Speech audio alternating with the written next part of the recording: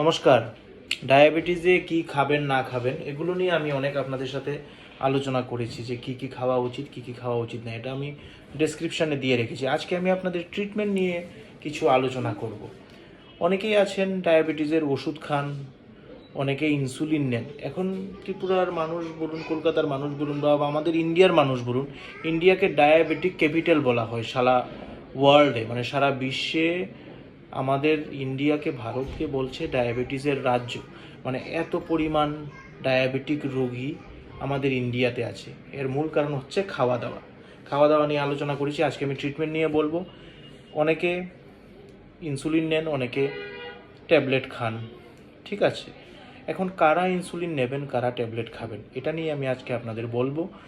যারা ট্যাবলেট খান, ধরুন আপনি প্রথম সুগার টেস্ট করালেন খাওয়ার আগে পরে, আপনার সুগার বেশি এলো, খাওয়ার আগেরটাও বেশি এলো, পরেরটাও বেশি এলো। তাছাড়া আমরা আরেকটা টেস্ট করাই, ফাস্টিং পিপি তো আপনি করান খাওয়ার আগে পরে, তাছাড়া আমরা আরেকটা টেস্ট করাই, সেটাকে বলে HbA1c। এটা হচ্ছে আমাদের রক্তের যে লোহিত রক্তকণিকা, মানে আরবিসি, রেড ব্লাড সেলের মধ্যে গ্লুকোজ লেগে থাকে, ঠিক আছে, গ্লাইকোজিনেটেড আরবিসি। এটার মধ্যে এই সুগার যে লেগে থাকে, এটার একটা পরিমাপ হয় 3 মাসের। এটা যদি আমরা দেখি তাহলে আপনার সুগার লেভেল বিগত 3 মাসে কত ছিল সেটা আমরা একটা গেস করতে পারি। এখন আমি হঠাৎ করে ধরুন 10টা মিষ্টি খেলাম, আমার সুগার এখন যদি টেস্ট করায় আমার অবশ্যই বেশি আসবে। কিন্তু আমি যদি HbA1c এই পরীক্ষাটা করাই, তাহলে আমার 3 মাসে আমার সুগারের লেভেলটা কীরকম আছে সেটা ধরা পড়ে।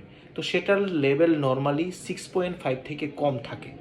6.5-এর উপরে যদি HbA1c যায়, তাহলে আপনাকে সতর্ক হতে হবে যে আপনার সুগারের দিকে আপনি যাচ্ছেন। এখন লেভেল যদি 7-এর উপরে চলে যায়, তাহলে আপনার ডায়াবেটিস আছে। যদি 6.5 থেকে 7-এর মধ্যে থাকে, তাহলে আমরা বলি border line diabetes. Border line diabetes হলে আপনি যদি ডায়েট মেনটেন করেন, আপনি যদি আপনার ওজন কমান, আপনি যদি রেগুলার শরীর চর্চা করেন, হাঁটাহুটি করেন, তাহলে আপনার সুগার কন্ট্রোলে হয়ে যায় নর্মালি। কিন্তু 7-এর উপরে গেলেই আপনাকে ওষুধ খেতে হয়। এখন ওষুধ অনেক ধরনের থাকে।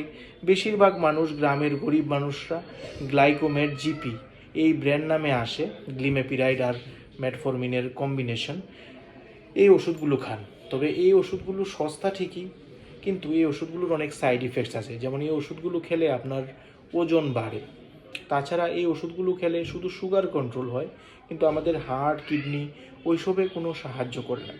এখন নতুন ওষুধ যারা বিভিন্ন খান, যেমন জানুমেট, ইস্টামেট, যেগুলোর মধ্যে সিটাগ্লিপটিন, ভিল্ডাগ্লিপটিন এবং সাথে মেটফরমিন থাকে।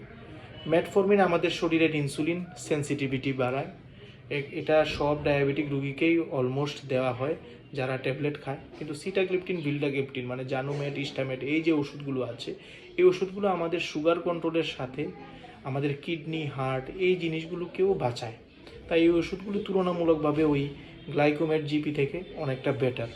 তাছাড়া আরও ভালো ওষুধ আসছে, যেমন ডাপা নর্ম এম, এই ওষুধগুলো খান। এই ওষুধগুলো আমাদের সুগারকে পেচ্ছাপের সাথে বের করে দেয়। এই ওষুধগুলো আমাদের হার্ট, কিডনি এগুলোর প্রতি খুবই ভালো। এবং আরেকটা ভালো জিনিস হচ্ছে, এই ওষুধগুলো আমাদের ওজনও কমায়। যারা ডায়াবেটিক রুগীদের, তো ওজন কমলে ডায়াবেটিস রুগীর জন্য খুবই ভালো, যারা ওবিস থাকে, ডায়াবেটিক থাকে, ঠিক আছে। আর কখন আপনি ট্যাবলেট খাবেন, যদি আপনার সুগারের HbA1c লেভেল যদি 7 থেকে 10-এর মধ্যে থাকে, তখনই আপনাকে ট্যাবলেট খেতে হয়। 7 থেকে 8-এর মধ্যে থাকলে আপনাকে একটা ট্যাবলেট দিয়ে হয়ে যায়, মেটফরমিন দিয়ে হয়ে যায়, আর ডায়েট কন্ট্রোল, এক্সারসাইজ এগুলো দিয়ে হয়ে যায়। আপনার যদি HbA1c 8 থেকে 10-এর মধ্যে থাকে, তাহলে আপনার 2টো ট্যাবলেট, 3টে ট্যাবলেট খেতে হয়। HbA1c যদি 10-এর উপরে চলে যায়, তাহলে আপনাকে ইনসুলিন নিতে হয়। বা আপনি যদি ডায়াবেটিক কিটোএসিডোসিস এই ধরনের কোনো কন্ডিশনে চলে যান, যেখানে আপনি একদম অজ্ঞান হয়ে গেছেন, আপনি আনকনশিয়াস হয়ে যাচ্ছেন বা ডিসওরিয়েন্টেড হয়ে গেছেন, আপনাকে হসপিটালাইজড করতে হচ্ছে, ওই সব ক্ষেত্রে আপনাকে ইনসুলিন নিতে হয়। এখন ইনসুলিন নেওয়া ভালো নাকি ট্যাবলেট খাওয়া ভালো? দেখুন, আপনার যদি ইনসুলিনের দরকার হয়, তাহলে ইনসুলিন নেওয়াই আপনার জন্য ভালো। আপনি যদি বলেন যে আমি ইনসুলিন নেব না, অনেক রুগী, বেশিরভাগ রুগী আছে যে আমি ইনসুলিন নেব না, যা খুশি হয়ে যাক, আমি ট্যাবলেটই খাবো, সেটা ঠিক নয়।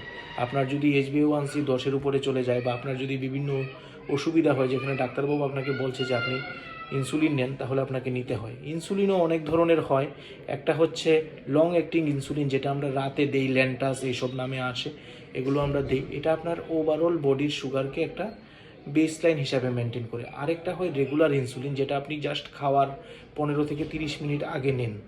এই ইনসুলিনটা হচ্ছে আপনার খাওয়ার পর যে হঠাৎ করে একটা সুগারের স্পাইক হয় সেই জিনিসটাকে কমায়। তাই দুটোই গুরুত্বপূর্ণ, সেটা ডাক্তার ডিসাইড করবে যে আপনার কীরকম সুগার আছে এবং কি দিতে হবে। তাই ট্যাবলেটও ভালো, ইনসুলিনও ভালো, যেটা আপনার জন্য ভালো সেটাই করে।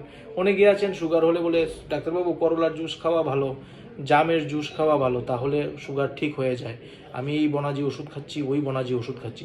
দেখুন, ডায়েট জিনিসটা আপনার সুগার কন্ট্রোলে সাহায্য করে, কিন্তু যখন আপনি ডায়াবেটিক হয়ে যাবেন, যখন আপনার HbA1c 7-এর উপরে চলে যাবে, যখন আপনার ফাস্টিং পোস্টপ্রান্ডিয়াল ব্লাড সুগার বেশি থাকবে, যেই মাত্রা অবধি থাকা উচিত এর থেকে বেশি থাকবে, তখন আপনাকে ওষুধ খেতেই হবে। সাথে আপনি ডায়েট মেনটেন করুন, শরীরচর্চা করুন, ওজন কমান, সেটা আপনার শরীরের জন্য ভালো।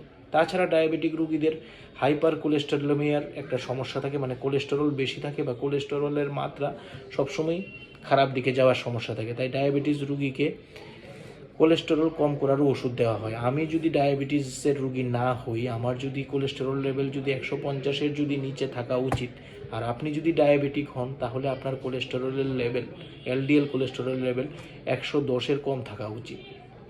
তাহলে থ্রেশোল্ডটা বলছে যে কার কতটুকু। আপনি যদি ডায়াবেটিক হন তাহলে আপনাকে কোলেস্টেরলের ওষুধ খেতে হবে, যদি কোলেস্টেরল আপনার একটু বেড়ে যায় তাহলেও আপনাকে খেতে হবে। বাট আমি হলে আমাকে হয়তো ডাক্তারবাবু বলবে যে আপনি ডায়েট মেনটেন করুন, এক্সারসাইজ করুন, খাবার ঠিক করুন। তাই আশা করি ডায়াবেটিসের ট্রিটমেন্ট সম্পর্কে আপনারা মোটামুটি একটা ধারণা পেয়ে গেছেন। তাই সুগার বেশি থাকলে অবশ্যই ডাক্তারের পরামর্শ নিন, কারণ ডায়াবেটিস থেকে আপনার হার্টের সমস্যা হয়, আপনার কিডনি খারাপ হয়, ঠিক আছে, আপনার পায়ে ঘা হয়, আপনার চোখে খারাপ হয়। এই কন্ডিশনগুলোকে আমরা ডায়াবেটিক রেটিনোপ্যাথি, যদি কিডনি খারাপ হয় ডায়াবেটিক নেফ্রোপ্যাথি, যদি পা খারাপ হয়ে যায় ডায়াবেটিক আলসার বা ডায়াবেটিক ফুট বলি।